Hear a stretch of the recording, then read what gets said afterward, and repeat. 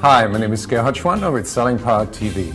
Today we talk about sales forecasting, and we have a terrific expert, Kim Orumchian. He's the founder and CEO of Right90. Welcome, Kim. Thanks, Gerhard. It's nice to be here. So, sales forecasting has been around for ages. Why should it be different now? That's a great question. So there's really an opportunity that people have to take a process that everybody does. We're all familiar with sales forecasting. And everybody uses Excel. And everybody uses Excel. So it's painful, it doesn't get you information fast, and it doesn't really give you insight into what's going on with the business.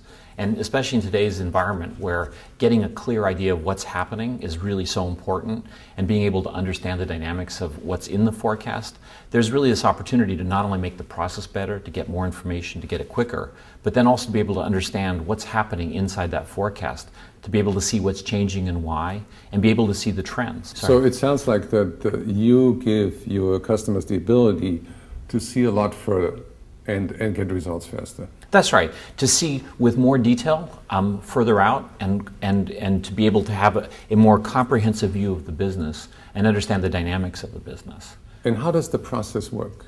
So the process is, again, it mirrors the way people do it today. You know, nobody really wants to change everything and make everything radically different, but they want to make it easier. So sales guys, they want to sell.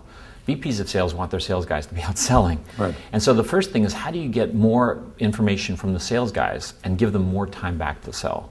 So the first part of the process is to make the inputting of data really easy and trivial for a guy who doesn't want to go to a training class. So you have a tab on Salesforce.com? We have a tab on Salesforce. We have a tab that works with Oracle on demand. And so it just makes it really, really simple for the sales guy to put in additional information sort of as an extension of the CRM system they already use today. So for example, if a sales rep is with a customer and gets some information about their plans for, let's say, the next quarter, they can go back and then enter this quickly in the CRM system. Right away. They can say, if the customer says, you know what, we're a little bit more conservative, we maybe need to take another month or two before we sign this deal, they can put that in. If the customer says, you know what, we're going to buy even more and quicker, they can put that in, and we can make it really easy for them to do that. And then the information travels up and gives the sales VP analytics so they can make better decisions. So the sales VP can then say, ooh, there's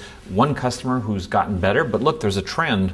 Customers seem to want more of this, less of that, and they can understand that, oh, maybe this region is doing better than that region. A lot of people are saying, so how is India doing? How is China doing? How is the US doing? Are these economies all linked? Well, if you're a VP of sales in a very large multinational company, you can start seeing how that's working. What are some of the customers that use Right90 today?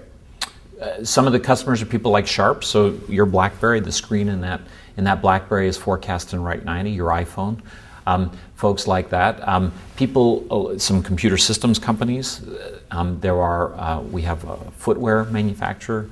We have a whole range of people who need to understand the dynamics of what they're selling to whom.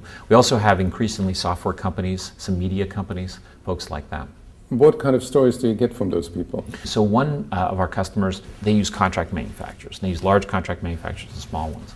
Their assumption was that most of the business for large contract manufacturers would go offshore, but the small guys would stay domestic here in the US. And so what they were able to see really quick is that even though that's what their sales guys were forecasting, that was not the trend. And so they were able to understand that the forecast didn't align with the trend and realized pretty quick that they better do something about that. Kim, what goes through my mind as I'm listening to you, isn't this the role of the sales op guy to give the VP of sales all the tools and all the information so they can make decisions? That is the role of the sales ops guy, the workhorse of sales, right? And so, but they have a daunting challenge. They not only have to get the salespeople to put their forecasts in on time, and you know the star sales guy will call it in on the phone, another guy will type it into Excel, somebody else will send an email message. They got to put all that together. They got to make sure the information is accurate. Then they got to prepare it for presentation to the VP and for the board and all the other consumers of the forecast.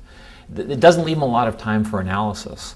So are you saying that there is a sort of a process gap where money is left on the table, that people lose efficiency through that process? Our customers tell us that between 5 to 10% of their forecasts are closable business that can be subject to poor execution.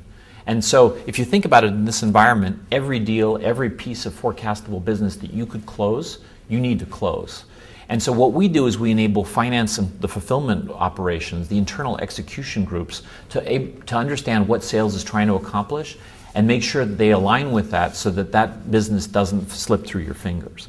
Well, thank you, Kim. That's very interesting. If you want to improve your forecasting, go to right90.com. We are going to continue our conversation with Kim tomorrow, where we talk about forecasting in really tough times.